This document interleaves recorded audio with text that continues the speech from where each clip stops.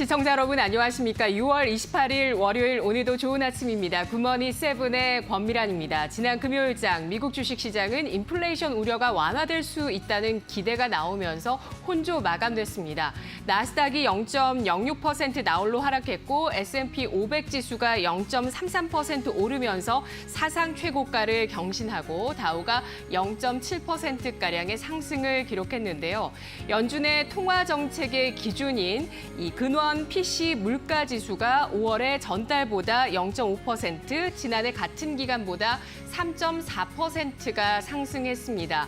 연율 상승폭이 1992년 4월 이후에 가장 높은 수준이었지만 전문가의 예상치에 부합했다는 반응에 따라서 시장에 큰 영향력을 미치지 못했는데요. 연준 인사들 발언은 엇갈렸습니다. 인플레이션 급등이 일시적이라는 이 타당한 이유가 있다고 발언하는 쪽이 있는가 하면 연준은 완화적인 통화 정책에 대해서 다시 한번 고려할 필요가 있다는 의견이 나오기도 했습니다. 은행주들이 연준의 스트레스 테스트를 통과했다는 소식과 함께 장의 상승을 주도했는데요. 오늘 경제판 돋보기에서는 여름 보너스 중간 배당 시즌, 은행주 관심 쏠리나에 대해서 알아보겠습니다. 오늘 장은 어떤 표정을 지을지 오늘 장의 핵심 전략을 지금부터 함께 하시죠. 먼저 글로벌 뷰 알아보겠습니다. 최효은 캐스터입니다. 네, 지난 주말 사이에 나왔던 글로벌 뉴스들 차례대로 체크해보고 가도록 하겠습니다. 네, 먼저 첫 번째 뉴스는요. 나이키의 매출과도 관련된 뉴스입니다. 나이키가 실적을 발표했습니다. 컨센서스를 대폭 상회하는 실적을 내놓으면서요. 주가가 15% 넘게 뛰었습니다. EPS 같은 경우에는 예상치는 51센트였는데 이보다 거의 2배 가까운 93센트로 발표를 했고요. 매출 같은 경우에는 이 컨센서스는 110억 달러였는데 이보다도 더 많은 120억 달러로 집계가 됐다고 합니다. 특히나 북미 지역의 매출이 크게 증가했습니다. 2년 만에 북미 지역의 매출이 29% 넘게 증가했습니다. 더불어서 2022년의 매출은 500억 달러를 넘어설 것이다라는 긍정적인 전망이 나오고 있습니다. 네, 이어서 두 번째 뉴스로 옮겨가 보도록 하겠습니다. 버진 갤럭틱이요. 미국 정부로부터 민간인 우주 여행을 승인받았다라는 소식과 함께 주가가 두 자릿수의 급등 흐름을 보였습니다. 무려 38%가 넘게 상승했는데요. 앞서서 이 버진 갤럭틱 같은 경우에는 우주 비행 라이선스를 획득한 바 있습니다. 그런데 이번에는 사업성이 있는 민간인 우주 여행을 승인받았다라는 소식과 함께 시장에서 기대감이 높아졌습니다. 특히나 7월 4일 리처드 브랜슨 회장이 직접 비행에 나설 예정이라고 하는데요. 이와 함께 기대감 높아지고 있습니다. 버진 갤럭틱은 이번 해에만 거의 70% 가깝게 주가가 상승한 상황입니다. 네, 이어서 세 번째 뉴스로 옮겨가 보도록 하겠습니다. 테슬라와 관련된 뉴스인데요. 지난 주말 사이에 테슬라의 중국 생산 모델이 전량 리콜된다라는 소식이 있었습니다. 수입산을 포함하면 28만 대 정도라고 하는데요. 중국 정부 측에서는 테슬라의 모델 3와 모델 Y에 대한 리콜을 공시했습니다. 소프트웨어 크루즈 컨트롤에 문제가 있다라고 판단을 했는데요.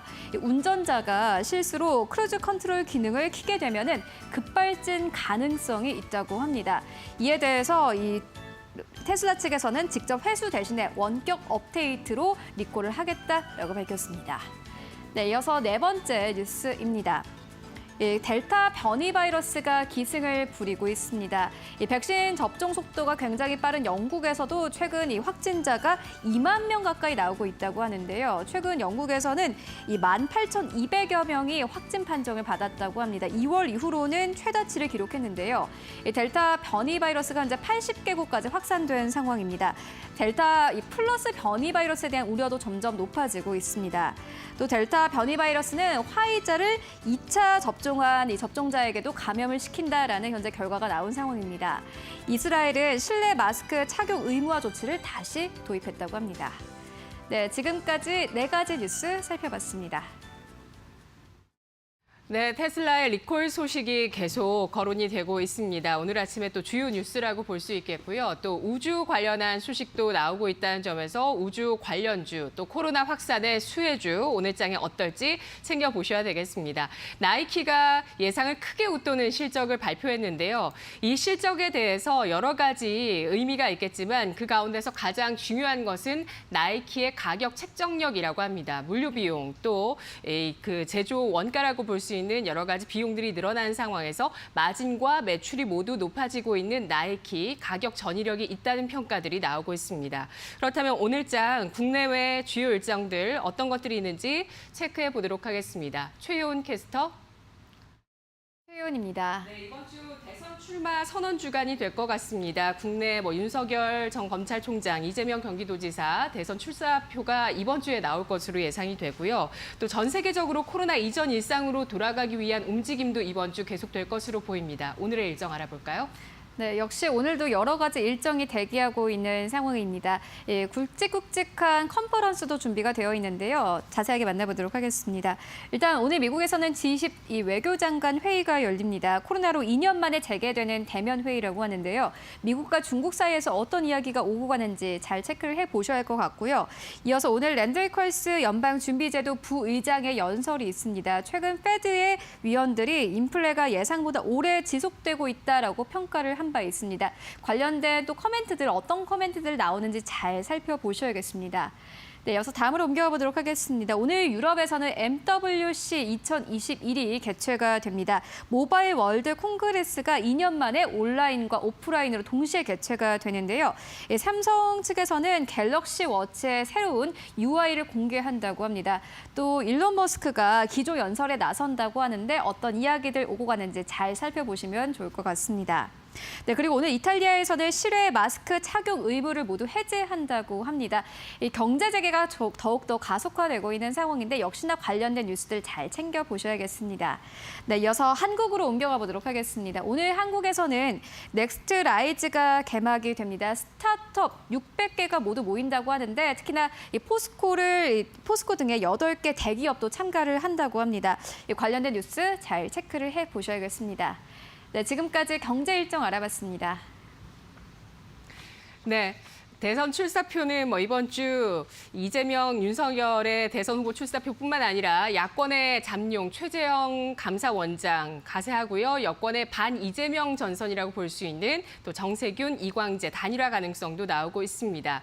자, 이번 주 일정들 주목해 보시고요. 또 이제 고용 지표에 대한 관심도 앞으로 주 초반, 월 초반이죠. 월 초반 쏠리게 될 것으로 보입니다. 자, 그렇다면 오늘 우리 증시 어떤 방향성을 보이게 될지 D&W 파트너스 송동현 대표를 만나보겠습니다. 안녕하십니까? 네, 안녕하십니까? 네, 미국장 혼조 마감이긴 하지만 또 사상 최고가 소식이 나왔습니다. 우리 코스피도 지난주 3,300포인트 돌파하면서 사상 최고였는데 오늘장 상승하라 보합 가운데 어느 쪽으로 보시나요? 네, 오늘도 좀 상승 출발이 전망이 된다라고 볼 수가 있겠습니다. 네, 상승으로 보시는 근거 말씀해 주시죠. 네, 역시 일단 미국 3대 지수가 이제 상승을 마감을 했고요. 그리고 그 PC 근원 물가 지수에 대해서 발표가 나왔는데 이 전년 동기 대비 3.9%가 이제 증가를 했습니다. 죄송합니다. 그 나스닥은 하락을 했네요. 네, 이제 다시 돌아와서 이제 PC 근원 물가 지수 전년 동기 대비 3.9% 증가를 하는 모습을 보였습니다. 우선 사상 최대 물가 지수가 올랐지만은 그래도 월가에 예측된 그런 수치로 나왔기 때문에 시장이 계속적인 인플레이션 우려에 대한 부분보다는 그 연준의 의견에 좀 발맞춰서 이제 시장의 예측대로 가고 있다라는 그런 관점을 보이면서 시장이 좀 안정세로 돌아서는 그런 모습이 나왔습니다. 그리고 이 개인 소비 쪽을 본다면 전월 대비해서 이제 보합세가 좀 나왔다라고 볼 수가 있겠고요. 즉 개인 소비에 대한 부분도 역시나 폭발적인 죄송합니다. 감기에 걸려가지고 개인 소비 전월비 보합세가 이제 나왔습니다. 그렇기 때문에 실제보다는 조금 더 아직 인플레이션에 대한 우려가 나타나지 않고 있다는 것이죠. 그리고 이제 개인 소득 역시도 전월 대비 2% 감소하는 모습을 보이면서 역시 같은 관점으로 지금 시장이 드러나고 있다고 볼 수가 있겠습니다. 그리고 지금 델타 변이 바이러스가 지금 계속적으로 확장세가 나타나고 있는데 그렇기 때문에 가치주보다는 조금 더 성장주로의 쏠림이 나타날 수 있다는 것이죠. 그런 관점으로 이제 시장을 좀 보시면 좋을 것 같고요. 다른 수치를 좀 본다면은 이 원달러 환율을 좀 보겠습니다. 원달러 환율 같은 경우는 장대 음봉이 나타나면서 좀 하락세가 나왔기 때문에 즉 시장 상승에 유리한 방향으로 현재 환율이 전개되고 있다는 것입니다. 그리고 이제 금리의 하향세로 인해서 역시나 성장주가 조금 더 유리해지고 있는 현재 상황이다라고 볼 수가 있겠고요. 그리고 하나의 특징적인 좀 부분을 본다면은 인프라 투자 부분을 봤을 때 예산안을 보시면 전기차 보조금이 대폭 삭감된다는 것을 좀 볼 수가 있었습니다. 자, 그렇기 때문에 이 부분이 2차 전지 쪽이 좀 조정의 빌미로 삼을 수 있는 그런 부분이 나타났고 그런 부분들이 이제 증시에 좀 나타나고 있죠. 그래서 2차 전지 쪽은 약간의 단기 조정이 예상될 수 있는 그런 국면에 접어들고 있다라고 보면 좋을 것 같습니다. 그리고 또 하나의 업종은 이 반도체인데요. 이 반도체 업종 같은 경우는 7월 1일 날 이 마이크론 실적 발표가 있습니다. 그 이후에 이제 방향성을 잡아 나갈 것으로 이제 보여지고요. 우선은 반도체 업종이 긍정적으로 보여진다. 이렇게 좀 정리를 해보도록 하겠습니다. 네, PC 근원 물가지수 뭐 어쨌든 높게 나왔습니다만 전망치에 부합했다는 그 반응들에 따라서 미국장이 그래도 오름세 쪽에 우세한 모습을 보였다는 점 주목을 해주셨는데요. 성장주와 또 인프라 투자 예산안 가운데서 전기차 보조금 삭감에 따른 배터리주의 단기 조정 가능성 주목해 주셨습니다. 자, 이제 코스피가 여기서 고점을 형성할 것인지 이제 다시 한번 대세 상승의 초입을 보여줄 것인지 방금 전에 뭐 마이크론 실적도 말씀해 주셨지만 실적이라든지 유동성에 대한 이슈들 계속 시장에서 주목할 것 같은데요. 오늘 어떤 전략이 필요할까요? 네. 오늘 역시도 저는 약간의 성장 업종이 좀 강세 흐름으로 갈 것으로 예상을 하고 있는 상황입니다. 우선은 반도체 업종을 보시면 이제 마이크론 실적이 이제 발표가 될 건데 일단 3분기 실적은 긍정적으로 예상이 되고 있는 상황입니다. 그런 상황이기 때문에 조금 방향성을 돌릴 가능성이 높지 않을까 이렇게 바라보고 있고요. 우선은 증시가 3,300이 넘었지만 반도체 특히 SK하이닉스나 삼성전자가 완전히 돌아선 상황은 아니고 일단 바닥권에서 이제 올라오려고 하는 그런 모습으로 보여지기 때문에 향후 실적 추이나 이런 부분을 봤을 때는 좀 방향성을 돌릴 가능성이 높겠다 이렇게 바라보고 있습니다. 더군다나 또 IT 서비스 섹터도 지속 강세가 예상된다라고 볼 수가 있겠습니다. 지금 비대면 다시 델타 변이 확장세로 인해서 이 비대면 산업에 대한 또 관심, 특히 전 섹터가 올라가는 것이 아닌 이 카카오나 네이버 같은 이런 IT 서비스 섹터 쪽으로의 좀 실적이 받쳐주는 그런 업종으로 강세 흐름이 나타난다라고 볼 수가 있겠고요. 또 델타 변이 확장세로 인해서 백신이나 진단키트 이런 바이오주 업종도 강세가 예상됩니다. 또한 이제 종목별 차별화 장세가 계속 지속이 되고 있죠. 그리고 이제 이재명 경기도지사 같은 경우도 7월 1일부터 대선 공식 출마를 인정한 상황이기 때문에 이 관련된 역시 인물주라든지 그다음에 정책주 이런 부분들이 금주도 강세가 예상된다라고 좀 정리를 해보도록 하겠습니다. 네, 알겠습니다. 의견 잘 들었습니다. 네, 감사합니다. 네, 고맙습니다. 돌이켜보면 지난 1분기에도 플랫폼주와 또 진단키트주는 실적 호전세에 따라서 어닝 서프라이즈 반응이 있었는데요. 이 플랫폼과 또 진단키트, 그리고 반도체, 백신주, 그리고 정책과 정치인주까지 이 실적과 모멘텀이 뒷받침되는 쪽으로 보고 있습니다. 그렇다면 장 마감 이후에 공시와 뉴스들 어떤 것들이 있는지 살펴보도록 하겠습니다. 최윤 캐스터 짚어주시죠. 네, 이번 주 주목해 볼 만한 4가지 종목 함께 살펴보도록 하겠습니다. 매출 증대에 대한 기대감이 여러 가지 나오고 있는데 첫 번째 종목은 바로 두산 밥켓입니다. 이 바이든 대통령의 대규모 인프라 부양책에 대한 수혜가 예상되는 종목입니다. 이 두산 밥켓의 매출은 73%가 북미 시장으로부터 나오는데요. 최근 5월에 미국 주택 판매 가격이 전년 대비해서 23% 넘게 상승했다고 합니다. 주택 시장의 호황이 현재 호재성 재료로 받아들여지고 있는 상황입니다. 더불어서 두산의 지게차 사업부 인수도 역시나 마찬가지로 이 긍정적인 모멘텀으로 평가를 받고 있는 상황인데요. 약 한 달 전쯤에 IBK 투자증권 측에서는 두산 밥켓의 목표 주가를 42,000원에서 63,000원대까지 올려잡았습니다. 주가 추이 잘 살펴보셔야겠습니다. 네, 이어서 두 번째 종목 만나보도록 하겠습니다. 삼성전자입니다. 삼성전자가요, 7월 초쯤에 이 잠정 실적을 발표할 예정이라고 합니다. 실적이 크게 개선됐을 것이다라는 전망이 지배적인데요. 2분기 영업이익 같은 경우에는 11조 원대로 현재 전망이 되고 있는 상황이고 반도체 관련 영업이익이 8조 원대로 현재 전망이 되고 있습니다. 관련된 이 매출과 관련된 뉴스들 잘 체크를 해보셔야겠습니다.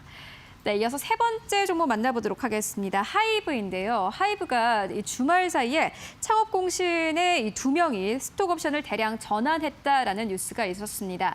최근 이 외신 측에서는 바이브에 대한 이 언급을 계속해서 늘려가고 있는 상황입니다. 일본에서도 오리콘 차트에서 BTS 등이 이 오리콘 차트에 싹쓸이를 했다고 하는데요. 현대증권에서는 이와 관련해서 하이브가 신입그룹 대비로 내년의 실적도 긍정적이다라는 커멘트를 남기기도 했습니다. 투자 의견을 매수로 여전히 유지를 했고요. 목표 주가도 마찬가지로 35만 원대로 제시했습니다. 네, 이어서 네 번째 종목 만나보도록 하겠습니다. 라온피플입니다. 최근 중기부 측에서 인공지능 스마트 공장 구축 지원 사업을 시작한다라고 밝혔습니다. 200억 원을 투입한다고 하는데요. 이 라온피플이 큰 수혜를 볼 것이다라는 기대감이 현재 나오고 있습니다. 라온피플은 스마트 공장 구축에 AI 머신 비전 솔루션을 탑재하는 회사이기 때문입니다. NH투자증권 측에서는 관련해서 AI 머신 비전의 영역에 고성장이 기대된다라는 긍정적인 투자 의견을 밝히기도 했습니다. 네, 지금까지 네 가지 종목 살펴봤습니다. 네, 7월 초 미국의 고용 지표와 또 삼성전자의 2분기 실적 발표 중요해 보입니다. 지난 분기 1분기에 9조 4천억 원 가량의 영업이익이 나왔었는데 2분기 영업이익 전망치 삼성전자 11조 4천억 원 나오고 있습니다. 자, 그렇다면 이제 오늘 장에 어떤 종목을 주력해서 살펴볼지 종목을 묶어보는 시간인데요. 월요일은 이난희의 주력 종목 이데일리 온 대표 전문가 이난희 전문가를 만나보겠습니다. 안녕하십니까? 네, 안녕하세요. 반갑습니다. 네, 오늘 장 어떤 종목을 주력해서 살펴보실 건가요? 네. 주식시장은 이 주변 환경하고 많이 연관성이 있는데, 지금 여러분들 변이 바이러스, 델타 바이러스 얘기 많이 하고 있지 않습니까? 사실 이제 이 바이러스가 이 코로나의 3배 정도 되는 또 전염성을 갖고 있고, 마스크를 끼지 않았을 때는 바로 뭐 14초 안에 전염이 된다 이런 얘기들이 나오고 있습니다. 그래서 지난주 금요일에 이 변이 바이러스와 관련돼 있는 부분에 어떤 직격탄을 날릴 수 있는 것은 화이자 백신밖에 없다 이런 얘기들이 나오면서 뭐 우리 바이오라든지 KPX 생명과학이라든지 뭐 이런 종목들이 좀 움직였습니다. 이러다 보니까 전체적으로 이제 그와 관련성이 있는 종목들을 좀 찾게 되는데요. 저는 오늘 신풍제약을 좀 말씀을 드리려고 하는데요. 물론 이제 이 신풍제약 하면은 여러분들 잘 알고 계시는 코로나 치료제 후보 물질 피라맥스정이라는 사실 이게 이제 이 말라리아 치료제이기도 한데 이런 부분들이 지금 현재 임상 이상에 대한 어떤 결과물이 이 데이터의 어떤 발표 날이 점점 가까워지고 있습니다.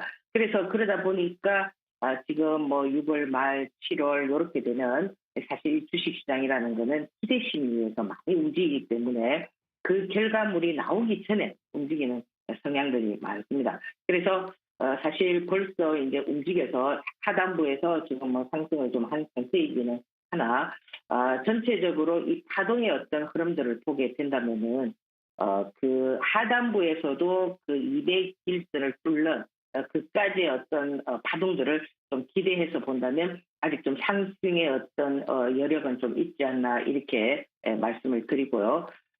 또 이제 이 그 변이 바이러스와 관련돼 있는 이 뭐 바이오 종목들도 그렇지만 이 진단 키트 관련한 종목들도 상당히 주목을 받았습니다.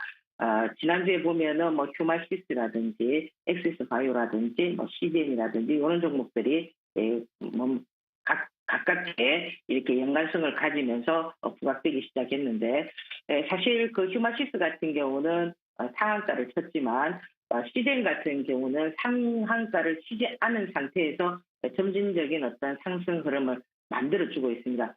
사실 뭐 이 진단 키트 하면은 시젠이라는 것은 여러분들이 잘 알고 계시겠지만 이 다른 여타 진단 키트와 관련되어 있는 종목들에 비해서 상당히 이 기업은 좀 실적이 좋다라는 얘기들을 많이 들었을 겁니다. 그래서 지난 4월 달에 100%의 무증을 하고 그리고 또 이제 그 무증이 만료가 되게 되면은 회사에서 뭐 300억 규모의 어떤 자사주도 매입한다는 이런 얘기들이 있기 때문에 이 시즌에 대한 어떤 기대 심리들이 여전히 존재하고 있다. 이제 이렇게 말씀을 드리고요. 또 기술적으로 봐도 여전히 똑같습니다. 이 신풍제약과 같이 밀렸다가 올라오는 어떤 그런 흐름들이기 때문에 꼭 정배열에서 어떤 파동, 그것도 파동의 어떤 길이로 만들 수가 있지만 하단부에서 201선을 뚫고 오는 그 하단부에서 파동도 역시 3파의 어떤 파동들이 진행될 수가 있을 수가 있습니다.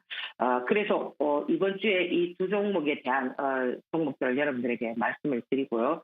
사실 이 프로파일러들이 가장 집중하는 부분이 뭐냐면은 스모킹건이죠, 그죠? 만약에 여러분들이 주식시장에서 프로파일러라면 이 주식시장의 스모킹건은 뭐냐면은 종목 선정이 될 수가 있습니다. 그래서 이 종목 선정의 가장 핵심 키는 수급이기 때문에 이번 주에도 전체 시장의 수급의 동향들이 어느 쪽으로 흐름이 진행되고 있는가를 잘 살펴보시면서 여러분들께서 투자를 하신다면은 아마 좋은 결과가 있지 않겠나 이렇게 생각을 합니다. 네, 알겠습니다. 의견 잘 들었습니다. 예, 감사합니다. 네, 고맙습니다. 이난희 전문가가 이번 주에 주목하는 모멘텀은 바로 코로나 델타 바이러스 확산이었습니다. 관련한 종목군들의 모멘텀이 지속될 것으로 예상을 하고 있는데요. 오늘 이난희의 주력 종목 피라맥스의 코로나19 치료에 대한 국내의 임상 2상 결과를 앞두고 있는 신풍제약과 진단키트를 생산하고 있으면서 주주 친화 정책을 펴고 있는 CGN 알아봤습니다. 아울러 저희의 투자 정보 잘 활용해 보시고요. 투자 판단의 그 결과 시청자 여러분의 몫이라는 점 말씀드립니다.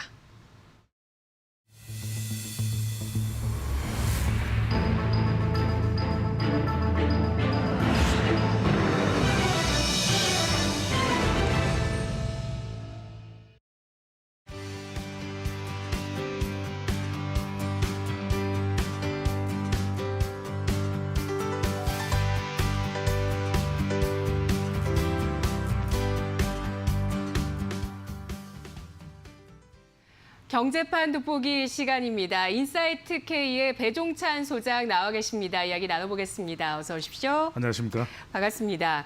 중간 배당에 대한 이야기가 오늘 나올 수밖에 없습니다. 오늘까지 중간 배당을 받으시려면 주식을 매수해 두셔야 하는데요. 네.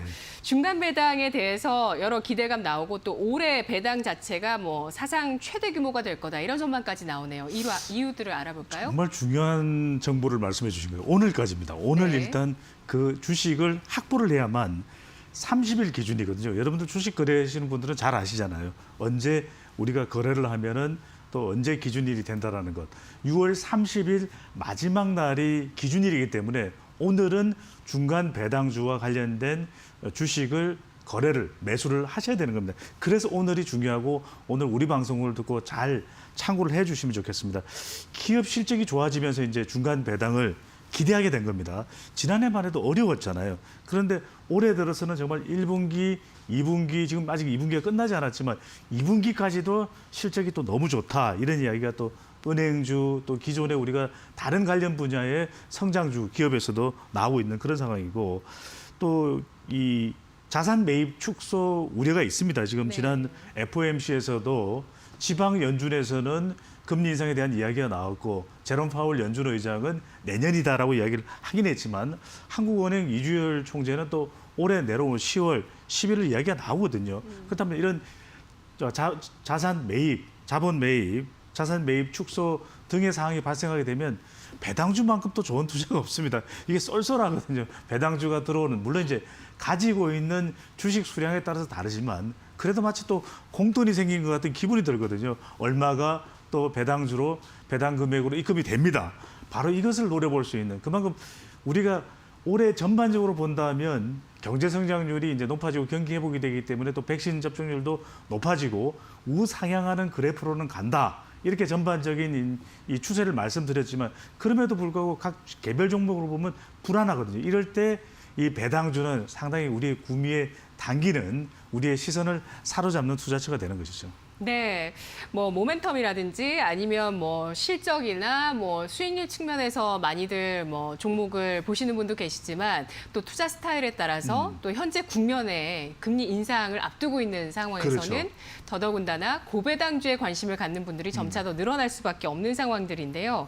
기업의 중간 배당 올해 어떨까요? 얼마나 확대될 것으로 예상되고 있습니까? 역대급이에요. 그러니까 네. 지난해까지도 어려웠기 때문에 2019년까지 중간 배당을 하던 기업도 지난해에는 멈췄거든요. 그러니까 못했던 부분들을 이제는 더 확대해서 할 수가 있는 것이고 그만큼 또 유동성도 많아지다 보니까 기업의 수익성, 영업이익이 많아진 것입니다. 그것을 주주 친화적인 정책으로 이제 환원하는 것이라고 볼 수 있는데 역대급으로 이 중간 배당 기업 수가 늘어날 전망입니다. 60여 곳 이상이 된다라고 하는 전망이 나오니 거의 지금 이미 한 60여 곳 가까이 발표를 한 상태고 발표하지 않은 기업, 발표하겠죠.까지 포함을 하면은 60여 곳 이상이 될 것이다. 특히 이제 말씀드렸던 대로 그동안 발이 꽁꽁 묶여 있었던 은행주와 이 서프라이즈, 실적 서프라이즈를 한 기업들을 좀 중심으로 해서 보실 필요가 있습니다. 특히 올해 실적이 좋아진 기업, 지난해보다도 올해 1분기, 2분기 유난히 실적이 좋아진 기업들에 주목을 하실 필요가 있겠고 특히 이제 워낙 실적이 좋아지다 보니까 올해 첫 중간 배당하는 기업이 있거든요. 여기에 좀 더 많은 관심을 가지실 필요가 있겠습니다. 네, 올해 첫 중간 배당을 하는 기업 나중에 콕콕 짚어 주시기 바라겠습니다. 중간 배당 관련해서는 일단 배당 제한 규제가 해제된 이 금융주에 대한 관심도 상당히 높습니다. 네.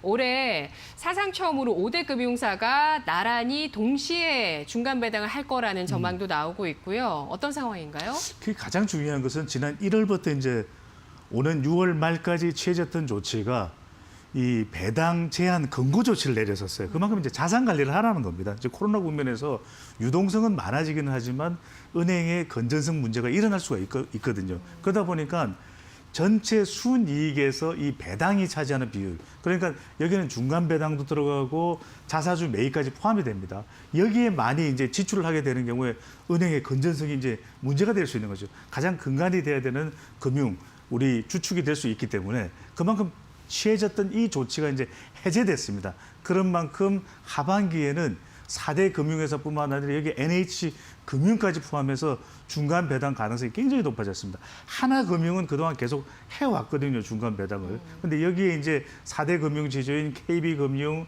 그다음에 신한금융, 네. 또 우리금융, 여기 NH금융까지 들어가는 거죠. 그러니까 금융주와 관련해서 이 은행주, 5대 은행주, NH금융까지 포함해서 이게 오늘 고민이 되실 거예요. 그래서 배당에 관심이 높다면 한 번쯤 눈여겨보실 필요가 있다. 한 번쯤 오늘 한다는가 또 결정을 하실 필요가 있다는 거죠. 오늘은 사야 되기 때문에 이미 가지고 계신 분들은 좀 느긋하게 이제 기다리셔도 될 것 같고요. 그만큼 이 8월 전후로 예상되는 이 하반기 배당 이 실제로 이제 이루어질 가능성이 높은데 그런 이유가 최근에 있었던 JP모건 설명회에서 KB금융에서는 이제는 주주 친화적인 정책을 취하겠다. 그다음에 이제 배당 성향도 20%까지로 이제 묶여 있었습니다. 순이익에서 이 배당이 자사주 매입까지 포함해서 차지하는 비중이. 그런데 이 KB금융에서는 한 30%까지 늘리고 싶다. 이런 이야기를까지 한 만큼 뭐 배당이 짭짤할 것 같다라는 이 전망이 나오고 있습니다. 그러니까 이런 전망을 보더라도 오늘 유심히 봐야 될 부분은 물론 이제 주식 그 자체의 성장 가치도 중요합니다만 이 배당의 관점에서 본다면 특히 이제 NH금융까지 포함해서 5대 금융 지주사에 오늘 특별히 더 유심히 볼 필요가 있겠습니다. 네, 알겠습니다. 은행은 배당을 좀 많이 하고 싶은데 그래도 정부에서는 아직은 또 가이드라인을 중간 배당 성향에 있어서 그렇죠. 특히 이제 2019년 네. 정도 수준인 26% 배당 성향을 유지하라는 권고를 나타내고 있습니다. 올해 처음으로 중간 배당에 나서는 기업들은 어떤 곳일까요? 그렇죠. 실적이 좋아진 기업입니다. 특히 이제 현대중공업 같은 이제 대기업이라고 볼 수 있겠는데 현대중공업 지주의 경우에도 뭐 정유도 있죠.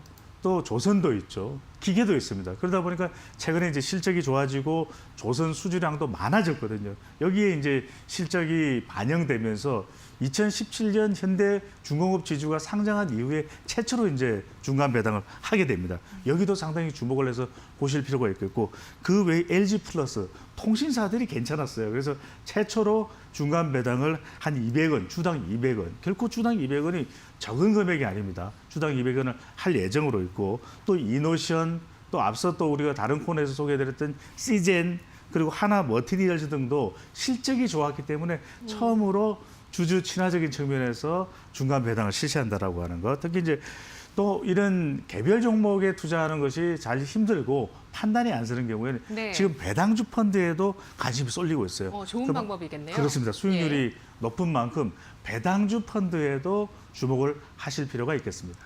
네, 알겠습니다.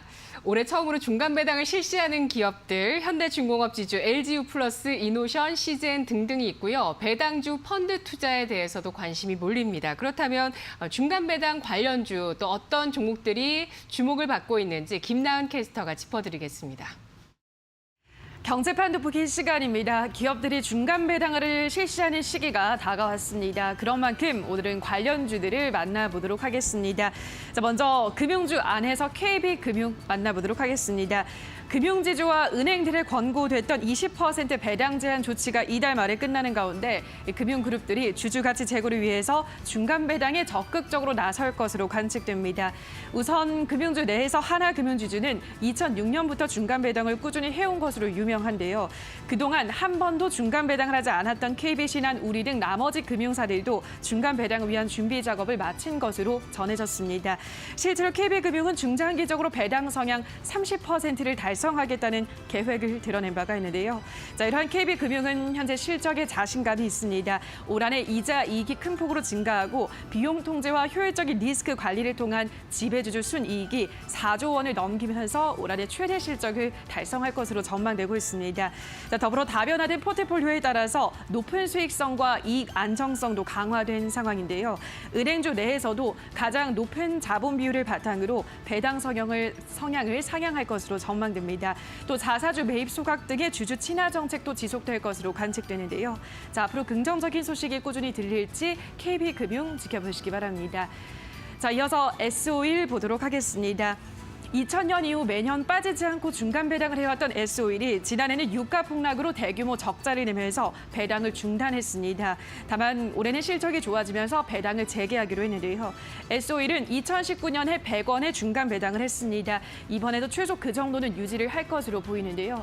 자, 이렇게 S-오일은 배당에 대한 기대감뿐 아니라 업황 자체에 대해서도 투자자의 관심이 쏠리고 있습니다. 올 한해 연간 영업이익 2조 원 가까운 기록을 내면서 흑자 전환할 것으로 전망되고 있는데요. 상반기보다 하반기의 절대 이익 규모 자체는 작겠지만 하반기는 이 유가 상승이 아닌 정제 마진 반등을 통해서 이익 창출을 해낼 것이라는 점에서 질적으로 개선됐다라는 평가를 받을 것으로 기대되고 있습니다. 자, 마지막 종목입니다. 이번에는 리드코프입니다. 리드코프는 소비자, 금융과 석유 사업, 휴게소 사업 등을 영위하고 있습니다. 지난해 배당 규모를 대폭 늘리면서 이 기업은 주목을 받았는데요. 2019년에 보통주 한 주당 50원의 배당을 했는데 지난해는 한 주당 300원의 분기 배당을 하면서 500%가량 확대된 규모를 나타냈습니다. 이에 따라 올 한해도 중간 배당을 위한 준비 작업에 나선 것으로 드러나면서 고배당 기조를 올해도 유지할지 그 시선이 집중되고 있습니다. 리드코프까지 주목해 보시기 바랍니다. 자, 여기까지 오늘은 중간 배당하는 기업들을 확인하셨습니다. 네, 7월의 보너스 중간 배당 오늘까지 매수하셔야 하고요. 중간 배당을 주는 종목 내일 파셔도 배당을 받으실 수 있다는 점 우리 유튜브의 시청자분들께서 이야기 나누고 계시는데요. 네. 자, 은행주 얘기를 해보도록 하겠습니다. 은행주가 뭐 미국장에서도 상승을 최근에 주도하고 있습니다. 네. 경기 민감주로서도 움직이고 또 금리 인상의 어떤 시각들이 나올 때마다 또 주목을 받을 수밖에 없고요. 우리는 중간 배당 관점에서 한번 살펴보겠습니다.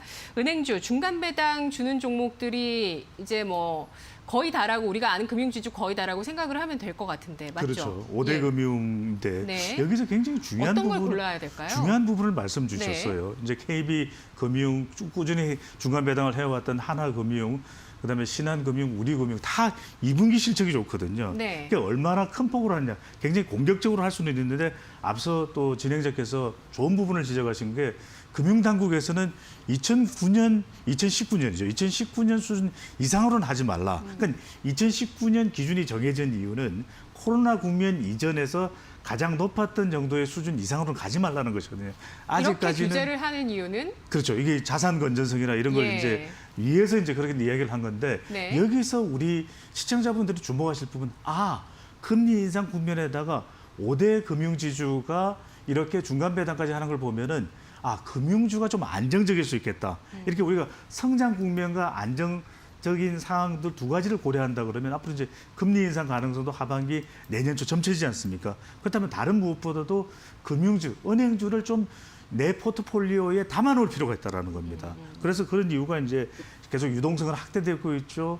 이 대출 영업도 더 확대되고 있고 그러면서 또 금리 인상이 될 가능성도 열려 있는 것이고 그런 만큼 또 금융기관은 뭐 나쁠 것이 없는 것이거든요. 중간 배당까지 하기 때문에 주주 친화적이고 그래서 이걸 본다면 금융권 또 은행들의 실적이 괜찮다. 아 그렇다면 적어도 내 포트폴리오에 중간 배당까지 생각하면서 안정적인 일부 작은 바구니로 영역으로 네. 금융주와 은행주를 충분히 생각해 볼 수 있을 것으로 보입니다. 네. 당장 중간 배당만 받고자 매수하는 것보다 네. 예, 받고 주식을 가지고 있는 것이 그렇죠. 시세 차익으로도 네. 충분히 노릴 수 있는 전략이 될 수 있다는 점 금융주 짚어주셨고요. 그렇다면 기존의 중간 배당을 했던 기업 가운데서는 어떤 기업이 주목을 받게 될까요?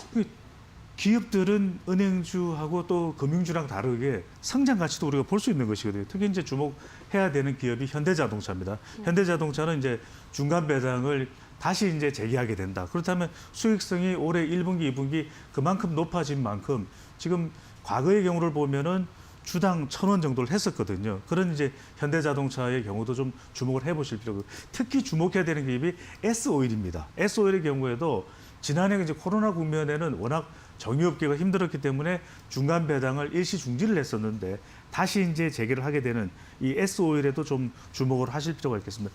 그 외에 통신사들이 괜찮다. 그래서 앞서도 이제 LG U+도 중간 배당을 최초로 하게 되는 그런 상황인데 SK텔레콤과 SK가 그동안 계속해서 지난 3년간 이 중간 배당을 해왔거든요.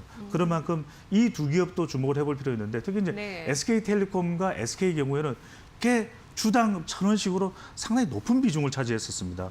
그만큼 이 고배당주를 찾는 투자자에게는 물론 SK텔레콤이 주가 상승 이 여력 자체는 좀 마땅치 않은 것 아닌가 이렇게 판단하실 수가 있겠지만 장기적으로 본다면 고배당주에다가 특히 이제 중간 배당까지 받을 수가 있고 예. SK도 주목을 할 수 있겠고요. 주당 10,000원이죠, SK텔레콤. 10,000원이죠. 예. 네. 주당 10,000원까지도 이 배정이 되고 있다는 것. 또 포스코는 3년 연속 중간 배당을 해왔던 종목이거든요.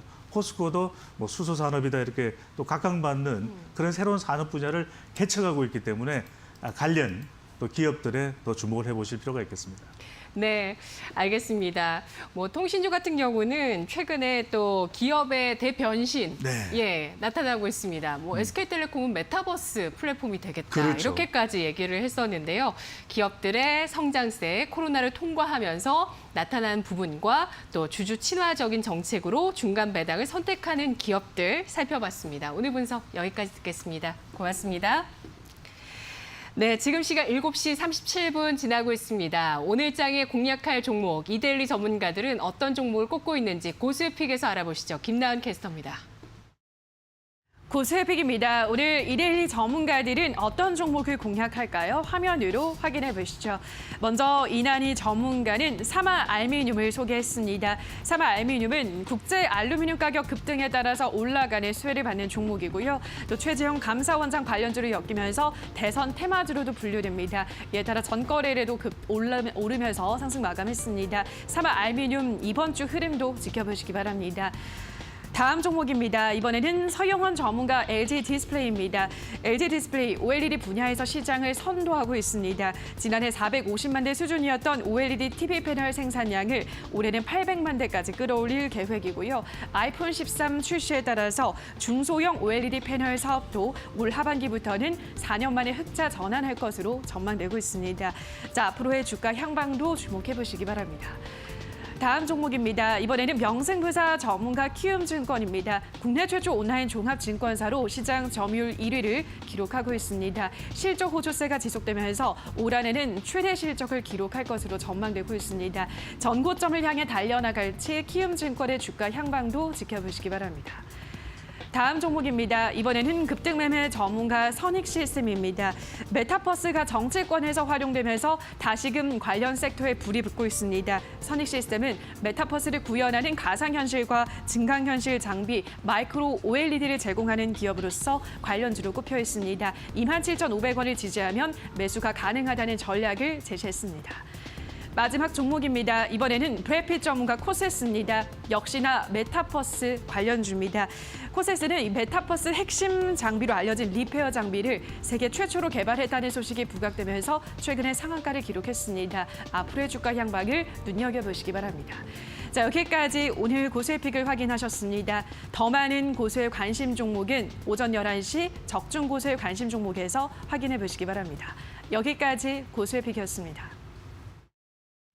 굿모닝 세븐의 마지막 코너 시초가의 이 종목 시간입니다. 금요일에 반가운 소식 3,300포인트 돌파 소식이 있었던 만큼 오늘 지금 이 순간이 더욱더 긴장될 수밖에 없을 것 같은데요. 코스피 3,300포인트, 코스닥은 1,010포인트 선에서 과연 시초가에 어떤 종목을 공략할지 알아보도록 하겠습니다. 오늘 하나금융투자 삼성동 금융센터 윤여민 FA 팀장 만나보겠습니다. 안녕하십니까? 네, 안녕하십니까? 네, 팀장님의 지난 종목 수익률 확인하겠습니다. 3주간의 종목 보실 텐데요. 먼저 6월 7일에 대우조선해양입니다. 시초가 공략 이후에 전일 종가, 금요일 종가까지의 최고 상승률 3.46%를 기록했습니다. 현대그린푸드는 6월 14일에 시초가에 공략을 했고요. 금요일장 종가까지 기준으로 고점 기준 3.9% 상승률. 대주전자재료 6월 21일 지난주 종목이었습니다. 6.04%의 상승률이 나왔습니다. 대주전자재료 48,000원의 시초가에 공략을 해서 최고가가 59,900원이 나왔는데요. 목표가까지는 아직 여유가 있는 상황에서 또 금요일 종가 기준으로 상승 탄력이 떨어지면서 0.94%로 상승률이 떨어져 있습니다. 어떻게 대응할까요? 일단 현재 상황에서도 충분히 저는 매수 관점으로 대응해봐도 되지 않을까 좀 생각이 들고 있고, 사실 지난주 같은 경우는 이제 기관이나 외인이 지금 그 차량이랑 그다음에 2차전지 관련된 섹터에 좀 매수가 좀 많이 돌았습니다. 결국 이제 2분기 실적 시즌이 좀 다가오다 보니까 관련된 섹터 중에서 좀 상승이 예상되는 뭐 그런 섹터로 좀 매수가 좀 몰렸다라고 말씀드릴 수 있을 것 같고요. 특히 이 종목 같은 경우는 제가 말씀드렸던 것처럼 2분기 영업이익이 그래도 좀 전년 대비했을 때 거의 151% 이상 증가할 것으로 예상이 되고 있습니다. 뭐 실리콘 산화물이라든지 차량용 LED 형광체 같은 이런 부분에서 충분히 좀 두각이 나타날 수 있는 부분이 있기 때문에 일단 저는 목표가가 좀 홀딩을 하면서 전고점을 넘어가는 모습을 한번 보도록 하겠습니다. 네, 알겠습니다. IT 소재 기업이고요. 시가총액 7,400억대 기업입니다. 실리콘 산화물, 차량용 LED 형광체, 주요 생산 제품들까지 알아봤는데요. 55,000원의 목표 주가를 제시해 주셨던 종목, 손절가는 42,000원을 유지합니다. 자, 그렇다면 오늘 장의 변수 알아보도록 하겠습니다. 어떤 변수를 주목할지 업종을 꼽아주실까요? 일단 저는 오늘 면세점 섹터 한번 좀 가지고 나와봤습니다. 지금 제가 이 코너를 통해서 많은 섹터를 좀 소개를 해드리고 있는데, 일단 지금 데이터가 좀 상당히 잘 나왔다고 좀 말씀드릴 수 있을 것 같습니다. 특히 이제 면세점 섹터 같은 경우는 이제 4월부터 어떻게 보면 좀 신기록을 달성할 정도로 상당히 매출 속도가 좀 좋은데요. 특히 이제 5월에 또 약간 4월의 매출을 기록을 또 경신하는 모습을 좀 보여주고 있습니다. 특히 이제 5월 국내 면세점 매출 같은 경우는 1조 5천억이 넘었는데요. 지금 코로나19 확산 이후에 최고치를 좀 기록을 했다라고 볼 수 있을 것 같습니다. 특히 이제 전년 동기 대비해서도 50% 이상 좀 증가한 모습을 보여주고 있고요.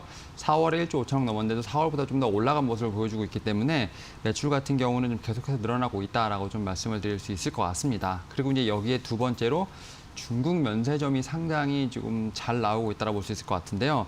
특히 이제 그 중국 면세점 매출 같은 경우 작년에 좀 상당히 그 기록적인 어떤 매출을 기록하면서 전 세계 1위를 좀 기록을 했는데요. 특히 이러한 기세가 지금 올해까지도 이어지고 있습니다. 특히 이제 올 1월, 2월에만 벌써 약 1조 5천억 정도가 지금 매출을 올린 것으로 보이고 있기 때문에 중국에서 상당히 지금 면세점의 속도가 좀 빠르게 올라가고 있다고 볼 수 있을 것 같습니다. 특히 이제 하이난을 지역으로 한 면세 지역에서의 매출 속도가 좀 상당히 높은데요. 좀 참고할 만한 점은 사실 중국의 이제 하이난의 어떤 면세점의 경우 뭐 고가 제품이 많다거나 혹은 뭐 가격 경쟁력이 우리나라보다 좀 좋다라고 보기는 좀 힘들지 않을까 좀 생각을 하고 있습니다. 뭐 여전히 그 한국 면세점에 대한 어떤 경쟁력이 있는 부분이 있기 때문에 어떤 중국에서의 어떤 우리나라의 유입 속도뿐만 아니라 어떤 경쟁력에서 충분히 뒤처지지 않는 부분, 이런 부분을 통해서 우리나라도 분명히 좀 반등이 다시 나오지 않을까 좀 생각을 하고 있고요. 또 마지막으로 지금 트래블 버블에 대한 얘기가 좀 많이 나오고 있습니다. 물론 이제 델타 변이에 대한 부분도 상당히 좀 우려가 되고 있습니다만, 그럼에도 불구하고 지금 트래블 버블 같은 좀 전 세계적으로 지금 오프닝에 대한 부분을 좀 막기에는 좀 역부족이 아닐까 좀 생각을 하고 있는데, 7월부터 일부 국가를 이제 대상으로 해서 좀 트래블 버블이 좀 가능해지지 않을까 좀 생각을 하고 있습니다. 최근에 뭐 여러 나라와 지금 논의를 하고 있다라고 좀 전해지고 있는 상황인데요. 일단은 뭐 무착륙 관광 비행 등으로 내국인의 매출이 상당히 늘어난 상태에서 트래블 버블을 통해서 이제 외국인의 유입이 좀 된다면 충분히 좀 면세점 매출 같은 경우는 좀 도약적인 발전을 할 수 있지 않을까 좀 생각을 하고 있고요.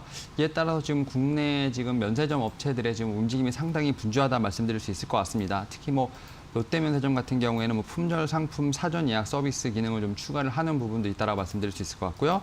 뭐 신세계면세점 같은 경우는 온라인에 멤버십 등급을 선정 기준을 변경했다라고 볼 수 있을 것 같습니다. 그리고 뭐 신라면세점 같은 경우는 뭐 이제 이탈리아 향수 브랜드를 좀 런칭하는 좀 본격적인 공격적인 좀 마케팅을 하고 있다라고 볼 수 있을 것 같습니다. 이에 따라서 제가 볼 때는 트래블 버블에 관련된 어떤 이런 효과도 분명히 7월 달에 나올 수 있는 부분이 있기 때문에 이런 약간 좀 기대감을 통해서 면세점 섹터 한번 봐야 되지 않을까라고 말씀을 드려보도록 하겠습니다. 네.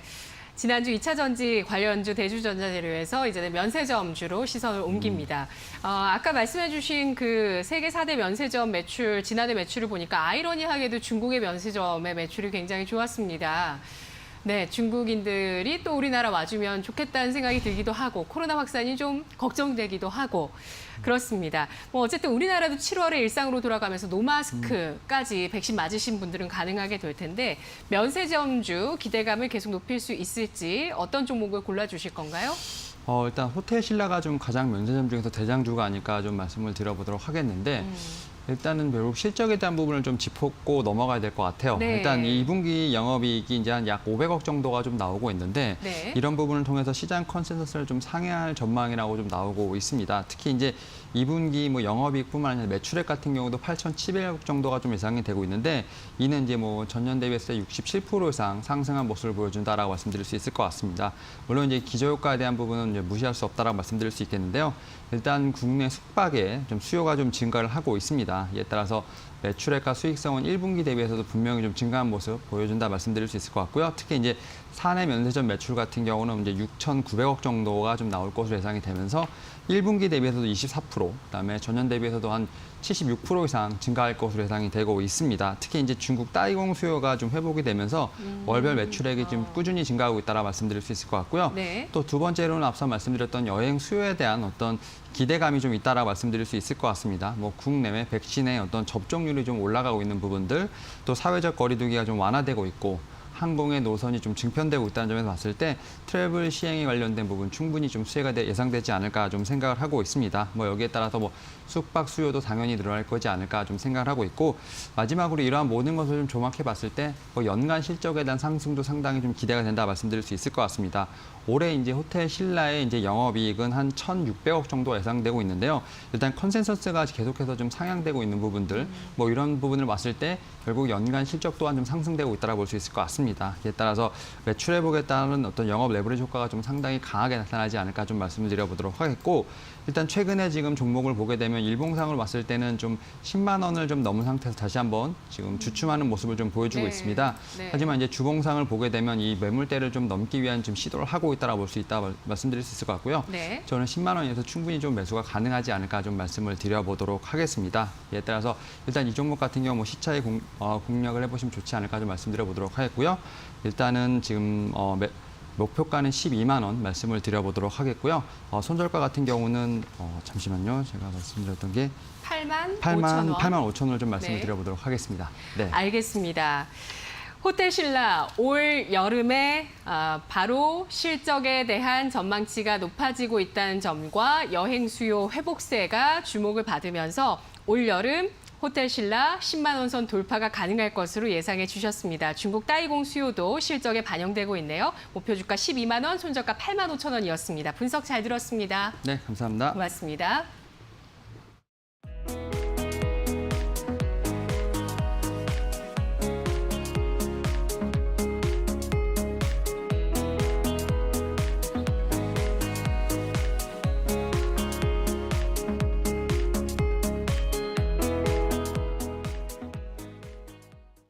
굿모닝 세븐 이제 마칠 시간이 됐습니다. 코로나 델타 바이러스 확산 이것이 또 종목의 호재가 되고 있고요. 또 어떻게 보면 유동성 정책을 유지할 수 있는 또 하나의 변수가 될 수도 있는 상황인데요. 어쨌든 우리나라는 또 올 한 해 금리 인상의 이벤트를 거치게 될 것 같고 또 연준의 테이퍼링의 그 시계는 계속 가까워져 가고 있습니다.